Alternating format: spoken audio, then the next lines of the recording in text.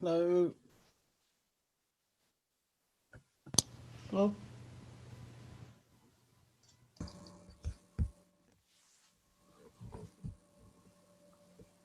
Afternoon. We've come in as Clive Dixon, so we're not. Good afternoon. Hello. Hello. Under the label for us is Clive Dove Dixon. Wrong. We have taken his email link and we're Bruce and Janet Morrison. But hopefully Clive will still be able to get in. He has registered with you. Am I being heard? You're being heard, and that's Yes. absolutely fine. You're very welcome. Thank you. If you'd like to change your name, you can do it. How do I do that? It depends if you're on a PC or an iPad. But if you PC. Okay, there are three little buttons. If you hover to the right of your picture, you can see yourself. Three little buttons. Yes. Oh no, that just says chat. Somebody else might be able to tell you. Rename. It tells me to read. Yeah. Oh, it's marvellous. Good. Okay. Thank you. If anybody else would like to rename themselves in the meantime. I'll stick to my own things. Well, I'm very happy with being called Clive Dove Dixon on mine. You're all very welcome. We'll be starting in a couple of minutes. In the meantime, if you'd like to just say hello in the chat, say where you come from, and perhaps the work you've been involved in. If you've been involved in homeless outreach before, it'd be great to hear who's on the webinar this afternoon. Do say hello and introduce yourself in the chat. Hello, I'm Christine Coleman from Whitehaven.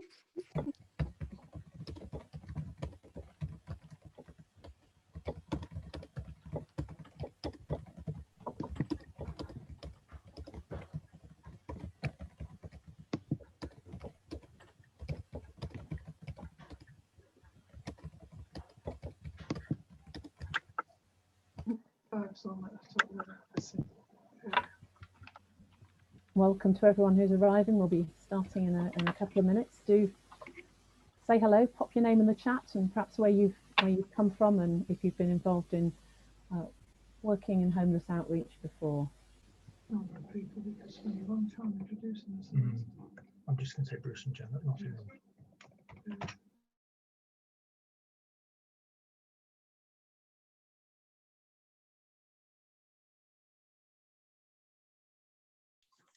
Hello, I'm Terry Preston from South Kent Circuit, a local preacher and formerly a district councillor serving on housing committees.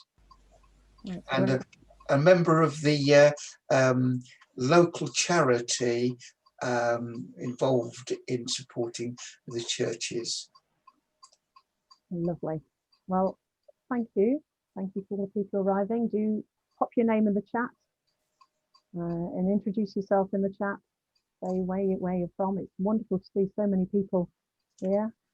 We've already got 131 people who've arrived. We'll just be starting in a couple of minutes. And having popped yourself in the chat, how do I add it to the chat chain? You should just press return. Thank you. Return. That's lovely. And then if you can pop yourself onto mute, that makes it a lot easier for everyone. Goodness me, lots of people here. That's wonderful. That's great. Well, I think we should have everybody arrive now. So if people could mute themselves, that'd be lovely. Just so that you know you're in the right place, I'd like to welcome you to today's webinar organised by Housing Justice and the Joint Public Issues team.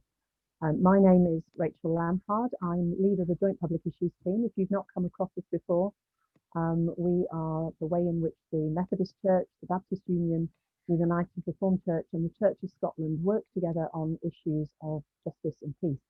I'm also very privileged to be a patron of Housing Justice, and indeed many years ago worked for the Catholic Housing Aid Society, CHAS, which was a predecessor organisation of Housing Justice. So I'm really excited to be able to share this webinar today. And you're all very welcome. It's great to see so many people here and so many familiar names and so many names that I don't recognise of people who are here for today's webinar. A couple of bits of housekeeping before we begin. We're planning to record today's webinar, so if people aren't comfortable with this, do just turn off your camera and you won't risk appearing at all. Could you remain muted throughout the webinar unless you're called on to speak? We're going to have a short Q&A at the end of the webinar today. Given that there are so many people here and such limited time, it's probably best if you've got a question, could you pop it in the chat addressed to everyone, and we'll pick up on the questions that way at the end. And somebody asked earlier on, how do you rename yourself if you are misnamed? If you can put your full name in your Zoom title, just click on the three little dots on the right hand side of your picture, and then we know who you are if we are calling on you. So it's very delighted to welcome so many people here today. Christians have long lived and worked alongside people who are homeless or badly housed. Inspired by our faith, by compassion, by a profound sense of injustice, or just the desire to do something right. We've encouraged our churches to be involved in supporting homeless people, from drop-in centres to ecumenical rolling night shelters, from informal befriending services to the more formal projects employing staff. But COVID has changed everything. The first few days of lockdown in March saw the introduction of Everyone In, a massive effort to bring everyone in from the street. Something that showed that with the right political will, it was possible almost to end street homelessness. Alongside that, there have been measures to prevent evictions during the time of the pandemic, things that are coming towards an end now. There has been some good news during this time. People have been supported into more permanent housing, and some have been helped with a range of needs. But during this time of COVID, other people have found their housing to be more precarious. And with the looming household debt crisis, which has been the driver of the Joint Public Issues Team Reset the Debt campaign, we know that homelessness really hasn't gone away. So we hope that this webinar is an opportunity to focus on the changes that people who are homeless have experienced during the time of the pandemic, to look at the changes in government approach and government policy, and also in the changes to our experiences and our capacity as churches. In continuing to respond to homelessness, how can we in churches match our provision to the need rather than what we've always just done or think that we can do? And how can churches respond to not only to the need we see around us, but also look forward to transformation of people's lives and to the root causes of homelessness? I'm very pleased to be able to welcome three very experienced people here to help us this afternoon. First of all, it's John Kurt. John works for the Ministry for Community, Housing and Local Government, one of the more snappily named government departments, where he's the Specialist Rough Sleeper Advisor for Faith and Community Groups. Previously knew John when he was CEO of the West London Mission, one of the big Methodist churches in central London working with homeless people. And John, I'm very pleased, is going to help us look at the changing environment in which we're operating, particularly around government policy. Also very pleased to welcome Jacob Quagliatsu, who is from Housing Justice and works as the Director of England. Housing Justice has coordinated the rolling night shelter programme over a number of years, which so many churches have participated in, and it's good to see so many people represented here in the webinar. And Joseph's going to help us think through how churches might respond differently in this COVID winter. And finally, I'm very pleased to introduce Tony Miller. Now, Tony is director of the Whitechapel Mission. The Whitechapel Mission has worked with homeless and marginalised people since 1867, and during the time of the pandemic alone, has served 267,000 meals to homeless people. And as well as meeting immediate needs, the mission has helped people with a recovery programme of longer term life skills, jobs and addiction recovery. And Tony's going to help us today reflect on the changing needs that he has seen through his work at Whitechapel during the time of the pandemic. So each of the speakers are going to explore some key questions, and then there's going to be a short time for questions and answers at the end. And just a reminder, if you have any questions, please put your names, put your questions in the chat to everyone. Tony, could I begin with you, please? You're very welcome. Thank you for joining us today. The Whitechapel Mission operates at a huge scale compared Excuse me, Rachel, I'm very sorry, but lots of us can't hear you very clearly. Do you mind speaking up or closer to the microphone? I'm really sorry, but a lot of us are saying we can't hear. Thank you for pointing that out. Is this any better? That is better, thank you. Okay, I'll try that instead. Thank you. Tony Miller, I'm really delighted you can join us from the Whitechapel Mission. You're operating at a huge scale compared to most other churches responding to homelessness, but this gives you a key insight into what homeless people have been experiencing. Can you describe to us some of the experiences of homeless people that you've come across during the COVID pandemic? How have things changed for homeless people?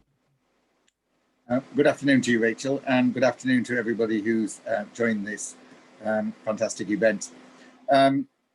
Initially, when the government announced that there was going to be a lockdown and that everyone in was going to be a major sort of action towards trying to resolve issues for people sleeping rough, we discovered that our numbers did not immediately drop, and that the need changed slightly in that people suddenly were more anxious regarding food than anything else. The sources such as coffee shops, other centres seemed to be shutting down, and the worry about the virus was not as important because their bellies were empty. So when we said, well, look, we're going to have to change our services, we're going to have to actually take into account safety measures, showers are going to have to disappear, and a few other services initially had to disappear. The most urgent need that everybody was desperate for was the food. And we've responded to that by having to increase the number of meals that we prepare each morning, and even extend it to lunches as well. The need has changed throughout this pandemic in that although the initial need seemed to be food, we then started to see a higher importance put back on the advice work, the counselling. There were a number of people wanting to get into this hotel scheme that seemed to have been excluded or had just been missed. And then the need seemed to change even further in that individuals were saying that they had been placed in the hotels, but because their lives were so chaotic, their mental health issues were very problematic, they had now been put back onto the streets again. And so constantly we had to just keep asking the questions, what are the needs? What do you require from us? And we will see if in a safe environment, in a safe manner, we can deliver any of these. We've been very lucky with the support of the Methodist Church in Tower Hamlets. We've been able to remain open throughout and to continue serving people who are coming to our door. Thank you, Tony. Did you see any changes in the kinds of people, in the kind of demographic people who were coming to you? Yes, I mean, the age group seemed to drop, and quite considerably, very quickly as well. So the number of young women that we saw increased. Now, we were unsure whether this was because the level of provision elsewhere in the city dropped, and therefore people who were maybe historically connected with homelessness moved to the Whitechapel area for the support we were able to offer, or whether it was in the confusion of lockdown, people got missed, we're not sure. But we saw the age group drop. We saw the number of younger women definitely go up and considerably. We also saw the number of people with high level of need go up as well. So it almost appeared, and it is guesswork on my part, but people with less complex needs seem to disappear from coming to our door. People with more complex needs were coming in greater numbers. You've previously been very reliant on volunteers, I believe, at the Whitechapel mission, and that's something that had to change. You're obviously working at a bigger scale, as I said, but do you have any reflections that might help people who are working at a different scale on how we can keep that volunteer passion, enthusiasm going? Well, the first thing for us was safety, safety, safety. So discussing with our superintendent minister, with our circuit and with the church council, safety had to be first. Safety for everybody. So not just the guests that were coming through our door that we're trying to serve, but for the staffing and the volunteers. Our assessment actually identified the volunteers as one of the biggest risks, because we do not know what they're doing outside of this place that could bring the virus into the place that could then contaminate our guests and staffing. So we were forced to suspend on-site volunteering to keep our guests safe. So far, we've not seen any instances of this virus in our population or in our staffing at all. But it's constantly under review, and it must remain constantly under review. Not just the government's assessments, but our community partners and our church, so that everybody feels safe in both not only the operation, but the theory and the behind the operation and why and what we're delivering. What we've had to do with volunteers is move towards increasing our social media to keep them informed and involved in what we're doing, and sending out regular newsletters so that we are involving them remotely, but without them being able to be on site directly. Many of them asking when can they return, because we're keeping them constantly up to date with news and what's happening. Thank you. Just one quick question before I move on. Stephen Radford's asked whether you were aware of domestic abuse issues increasing amongst the people who were coming to you. Not amongst the guests that we're seeing currently. The majority of the people we're seeing are single, homeless people, both male and female. Even the ones that are in partnerships, we're not seeing housing as a location where they're isolated and tensions and pressures rise. Most of these people are still on the streets that we're seeing. So I'm quite confident that it probably is happening, but not against the community that are using Whitechapel Mission. Thank you, Tony. I apologise that I was so quiet earlier on. You wouldn't believe the number of times I checked this microphone earlier today. You never can quite tell with Zoom, can you? John, perhaps I could turn to you. Coming from the Ministry for Housing, Communities and Local Government, do you want to just tell us briefly what your role is first before moving on to talk more generally about the changing situation? Of course, thanks, Rachel, and it's great to be here. So yes, after working for the West London Mission for about 8 years, I was approached to join the government's rough sleeper team, and I've specifically joined with a role to advise on the role of faith and community groups. That's most of where I've spent my time working over the last 20 odd years, in that overlap between the faith response and the professional services. And so that's exactly, I'm working with local authorities and especially with lots of different faith churches and groups on how they can join up their work as well as possible. And I've just got a few simple slides, but do feel free obviously to jump in and ask me any questions, Rachel. Obviously you're in charge. And I just start off with this quote that I think John F. Kennedy made famous, which is around the word crisis, which he said was composed of two characters, one representing danger and the other represents opportunity.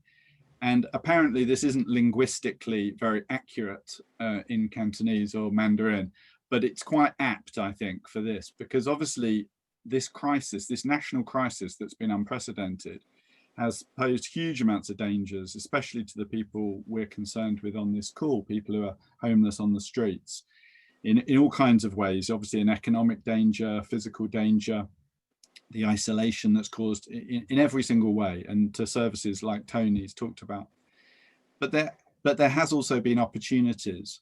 And I think that one of the really silver linings really from this terrible crisis has been the amount of joint work that's gone on.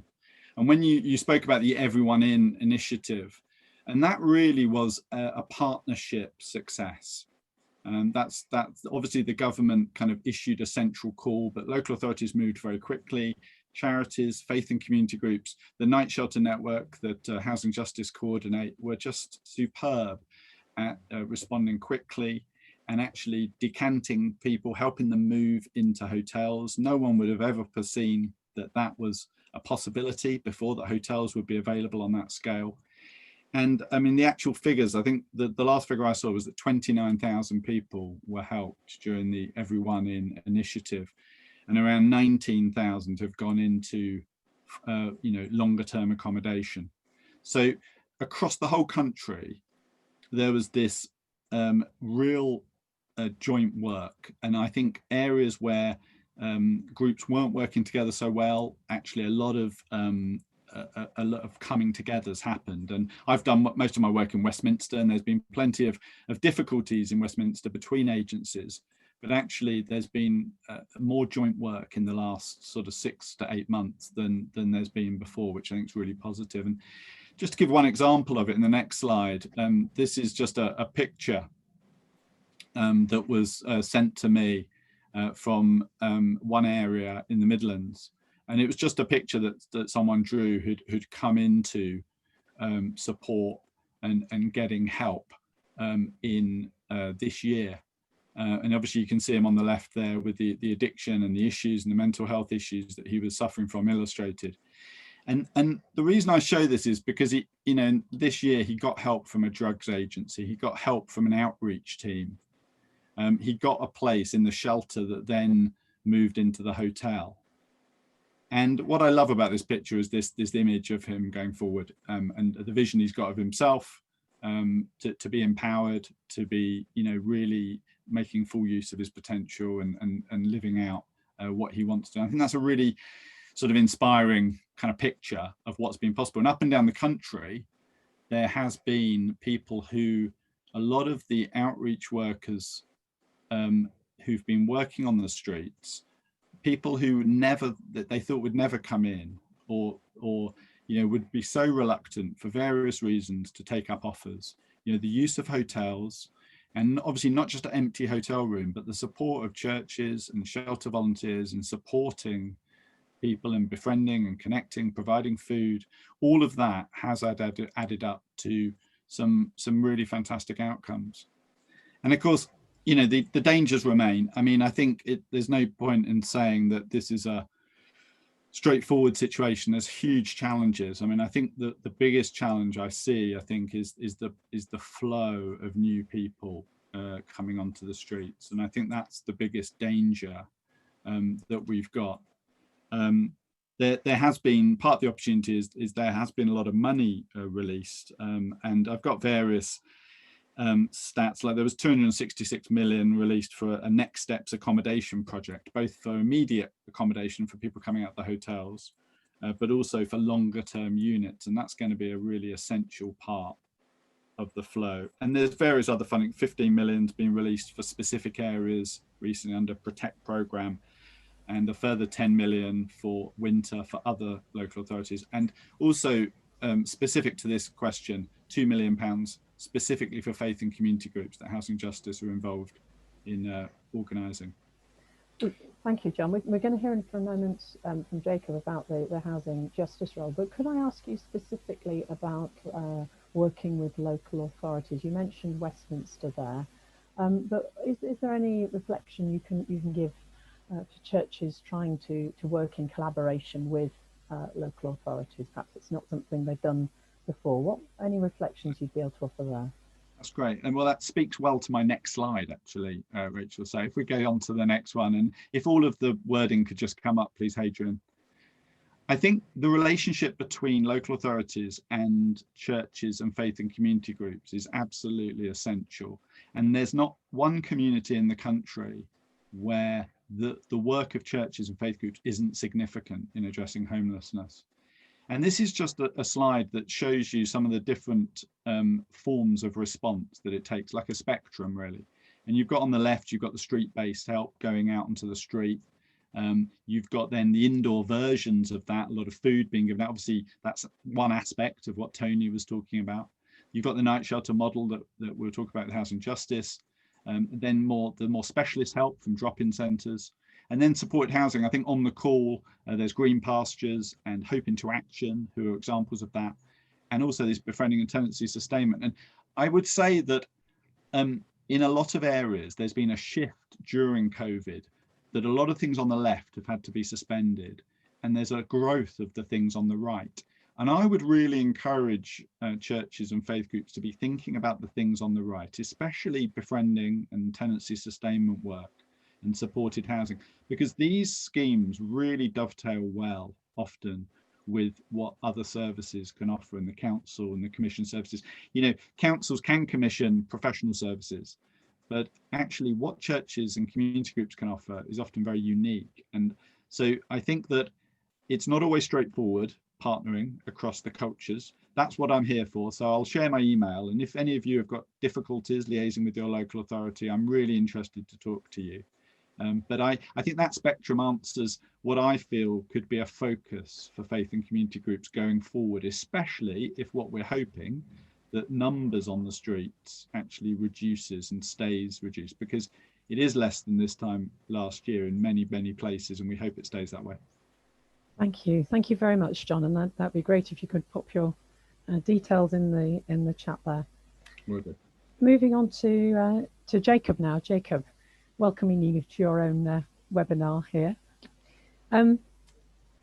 You've obviously been working closely with John, but also very closely with a lot of people who are present at this webinar and night shelter work previously. What does the landscape of church outreach look like this winter, as far as you're aware? I should say actually that I think lots of people in this call are probably bored of the sound of my voice by this stage of the year. So it's been good to work with everybody, and the work that's going on in the shelters is quite amazing actually. So Hadrian, if you can bring up my slides with the two boxes, I thought I'd give a quick overview of kind of what the picture looks like from where we're sitting at the moment. And obviously I think the context to that, whilst Hadrian brings up those slides, is that this is to be honest, there has not been in lots of ways, this is a remarkable year, but there's never been a point probably in anyone's lifetime on this call where winter night shelters haven't been open. And we were kind of looking at that at various points of the year, but we might not be able to get any provisions set up. So it's remarkable to get to a point where we have been able to get some beds up and running. H, if you go in, yeah, that one. So, I think this is all in the context of COVID, and nothing is normal, and frankly, nothing is brilliant at the moment. Last year in 1920, we had 152 faith-run night shelters in England and Wales, about 2,000 beds at the kind of bed peak, which is in mid-January, and about 9,000 people using those beds through the course of the winter. There are going to be far, far less winter night shelters this year. We've kind of thought that we'd always be about 2/3 of capacity reduced, which I think is probably where we'll end up. So at the moment, there's approximately 25, 26 projects who are going to run self-contained accommodation, another 40 who'll run individual rooms with some shared facilities, such as might be 2 people sharing a bathroom or something. And then 40 who aren't running accommodation, but will run some kind of support to the local authority who are running a hotel or mentoring with friending, as John was saying. And I think that's obviously going to mean a big reduction in beds. So we're looking at, as I said, about a third of the beds really that we've had in previous years, and that will have a reduction in the number of people who are going to be able to use those beds, which kind of I suppose seems very bleak in some ways, but it is remarkable that we've got to this stage, because I can tell you throughout the summer I've had moments where I didn't think we'd get anywhere near to this number, and it really is a testament to the people who are on this call and done lots of that hard work at the coalface. I wanted to, could I briefly talk about some of the other, some of the ways that projects are doing things slightly differently, Rachel? Would that be okay? Please. Yeah. H, if you flick to what I hope is the next slide. Yeah. So this is, I mean, unfortunately during this pandemic, my slides have become bigger and more convoluted. So apologies for all of that. But so kind of predominantly we did this to map alternatives to night shelters, but I think in recent discussions, some of the drop-ins are having to rethink what they're doing as well. I guess there's kind of half a dozen or so kind of options that lots of projects are looking at. The first is that thing I talked about where the local authority is running a hotel for rough sleepers still, and they're looking for some support from community groups. So lots of night shelters providing support with food or various kind of, some people doing casework. Robes is a really good example of that in South London. A few projects have got hosting projects up and running, and there's a brief description of what hosting is there, but I won't go too in depth on that. Mentoring and befriending, which John mentioned. I wanted to really in particular mention advocacy, and I think we've perhaps interestingly as church, maybe small c church, we've kind of forgotten a bit about the advocacy bit maybe in previous years. I spoke to Wickham Homeless Connection last week about a project they're running as an alternative to their night shelter. And some of the caseworkers who were doing casework in a night shelter are now providing advocacy for people at risk of homelessness. And actually, when you think about the year we're going to have, you know, this has been a pretty depressing year that no one wants to repeat, but actually next year is going to have its own challenges, and particularly in the economy, we're going to see some real challenges there, particularly in the labour market.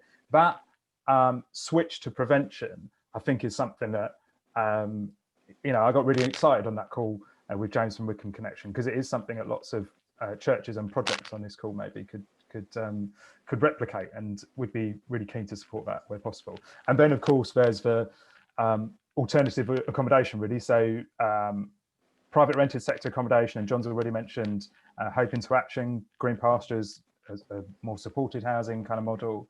And then the single room accommodation and self-contained accommodation, which projects are laying on themselves and will directly result really in those kind of 600 or so beds. So there is a lot going on. And as I say, it's been a real journey and challenge, I think, for projects. And those challenges will continue through the winter. It's just getting stuff set up has been a real challenge. There's going to be challenges, I think, running that provision as well.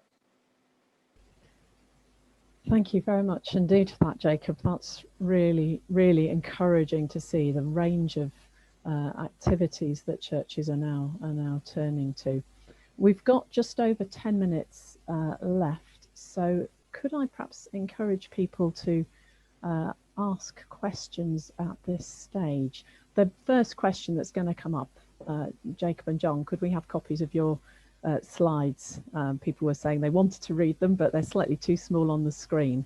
You might want to have a think and just let people know the best way of distributing them. Perhaps we could pop them on a Facebook page or on a website somewhere. We can probably put them on the JPIT Facebook page if you want to let me know by the end of the webinar. I can tell people where they'll be. John, feel free to send mine or use them in any way helpful. Yeah, that's lovely. All right. We will find a way of doing that. I'm sure my colleagues will tell me over the chat in a minute how you'll be able to get hold of them. So do we have any queries and questions? Somebody has asked, Kerry's asked, no, not Kerry, sorry, Naomi. Hello, Naomi. Where can we find out about hosting schemes outside London? I'm in Kent, but I'm sure others will be interested too. Jacob, I think that's probably one for you, is it? We will. Hi Naomi, by the way. Somebody from my team will, actually, if somebody from my team is hearing me, can you make sure this happens? we'll email you some contact details for NACOM. There are also some Kent night shelters on this, so I know it's coming in. So I wondered whether, thanks Vanessa, who's just emailed me saying yes. The Kent night shelters might also have their own link and might want to touch base with Naomi as well. It's great when you can start putting people in touch with each other all over the same place, isn't it? Christina has asked, how do we encourage our churches to open their spare rooms in a safe way? John or Jacob, I don't know which one of you would prefer to go to that. I think it's really worth taking advice and doing these things from people who've got experience. And I think some of the NACOM network have got really good experience in these kind of hosting schemes, which can be done safely and well. And again, it's a remarkable contribution from the Christian church to be able to provide those things. I was talking to a Christian leader today all about those things, but I think NACOM, I think Jacob would agree, is probably one of the best places to go for advice. Yeah, and also just to say that I think as there is obviously a lot of structure to put around hosting to make it safe and appropriate. So we're still talking about, we should be talking about people who have low support needs if we're putting them into an environment which, that there is not, it's not a professionalized environment. And yeah. Rachel, could I maybe just say something about, I'd really echo what Jacob said about advocacy. And I think one of the great things about the church is it's not a think tank that just sits there and says things. It's doing this huge amount. And I think that means that when it speaks, and through bodies like JPIT and Housing Justice and others, it's got real integrity. And I think that, I really encourage a collaborative approach to the local authorities, but that doesn't mean a cozy one. I think there's a real need for robust conversations and advocacy and challenge. And I think that's something that Christians at their best can do really well. Maybe not doing it just on Twitter or social media, but actually in the rooms with councils and actually talking these things through. The churches have a different perspective than local authorities. The local authorities are very localized in the way they think, and they have to be, because that's how they're funded. And that can create tensions which need talking through. But I just really encourage people to be in the room and debating and discussing as much as they can. Thank you. My colleagues have just said that they can do a follow-up email to everyone who's signed up to this webinar, and we'll send the slides. So that's a nice, easy way of doing it. Tony, you look like you were about to speak at that point, and I cut you off. I'm sorry. Not at all. First of all, I just need to congratulate everybody who's responded in this crisis. We have seen a lot of desperate people taken from our streets and put into places of safety with a goal to actually keep them from the streets. Let's not get confused, though, between the reduction of the numbers of rough sleepers we currently have and the end of homelessness. One of the difficulties that we face is that everybody that we're interacting with now was homeless, and then we've tried to do something about it. We need to ensure that this government and future governments actually look at the prevention of rough sleeping, not the fixing or the reduction of numbers. I've been doing this for 40 years now, and I have seen multiple different governments have a go at ending homelessness by just reducing the number of rough sleepers we currently have. We need to get our councils and our government to be looking at preventative measures so that we don't see more youngsters coming on our streets, for us then to be trying to respond to in a Christian manner or in any form to try and actually make life a little less difficult for them. We need to stop it before it happens. Thank you, Tony, and I'm sure there's a lot of us going amen to that one. I did a quick plug at the beginning, I think, when I was slightly muffled, for the JPIT Reset the Debt campaign, which is highlighting the household debt crisis that is happening during the pandemic. a crisis that will ultimately lead to a greater number of evictions and a greater level of homelessness if we don't tackle it. And it's tackling things like increased debt and increased poverty that will help to tackle homelessness in the longer term. But that was me misusing my chairing, I'm afraid, to advertise a quick campaign there. John, and then I've got another question for you quickly. Right, and just to back up what Tony said, I think obviously homelessness is a lot more than rooflessness and houselessness. And of course, homes are places of relationships and identity, as well as being a resource. And I think this is where the church's role is really significant. Obviously, advocacy for greater resources, that's obviously a key job, but also in the community sector, binding the community, welcoming people, doing things actually the government can't do, actually, offering a place of welcome and connection to others.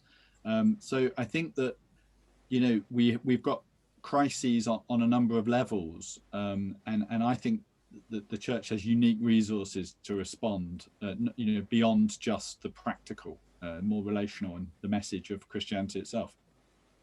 Absolutely, thank you. We've had a question about modular accommodation and what people's thoughts are on that. Jacob, could I pass that one to you? First of all, do you want to just explain what it is if people aren't? Yeah. So actually, the definition of it, I think, is a challenge in itself, to be honest, because I think there's a really wide spectrum when we talk about this thing. We're essentially talking about things that are built off-site and assembled on-site relatively quickly and less expensively than building something out of brick from scratch. And there's lots of different varieties of that. And I've seen a couple of other bits in the chat about different types of products, essentially. In my view, is that there is a really wide spectrum, and that we've got to be careful. Actually, in a similar way to the point really that Tony was making, we have obviously got to be careful that we don't really compromise on to do something about rough sleeping. We don't compromise so heavily on quality of accommodation that we're kind of warehousing people in accommodation which might not be fit for long term. That doesn't apply to all of these things, but I think there are, it definitely needs some thought about the specifications of each kind of product or type of modular thing.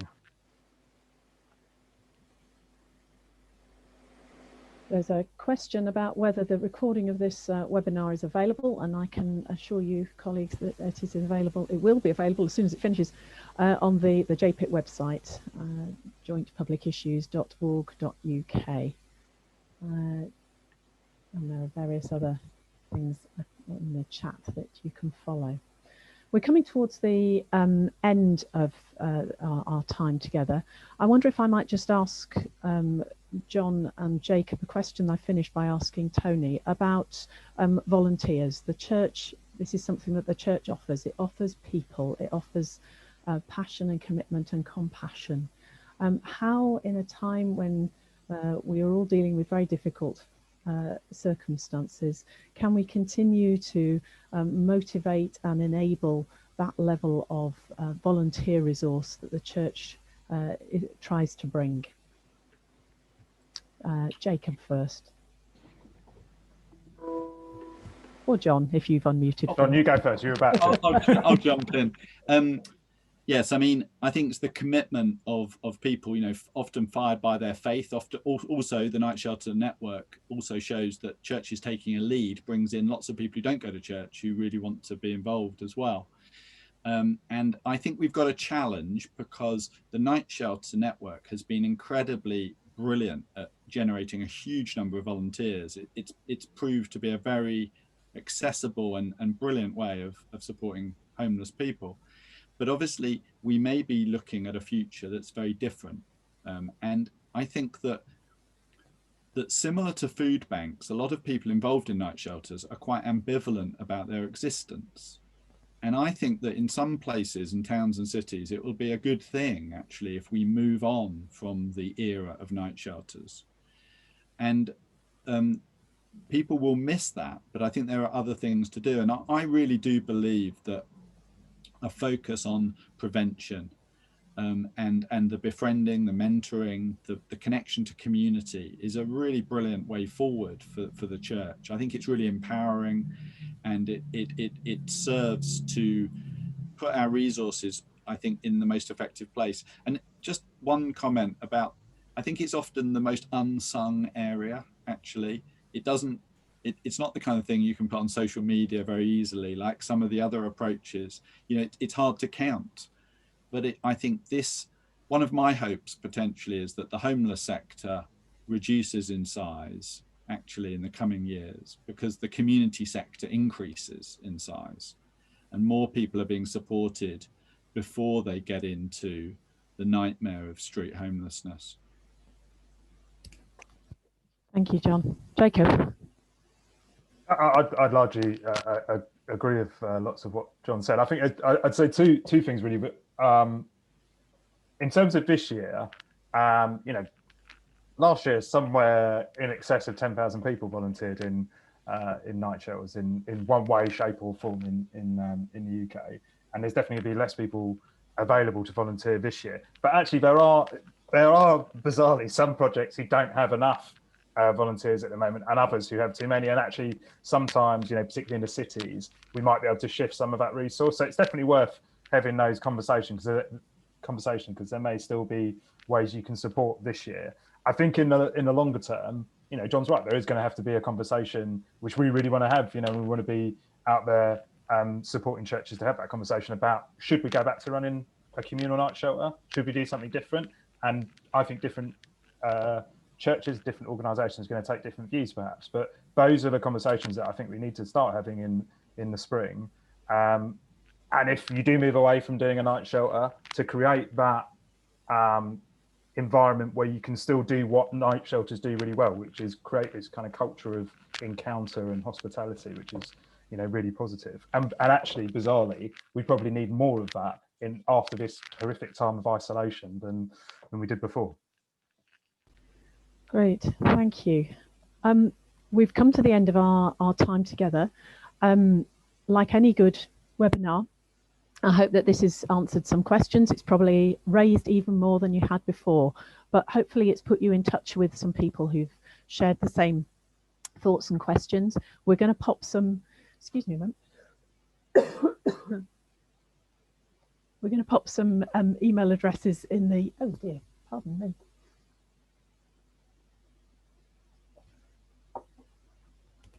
Some contacts and email addresses in the chat in a moment. If you want to keep in touch with JPIT, we have a monthly newsletter.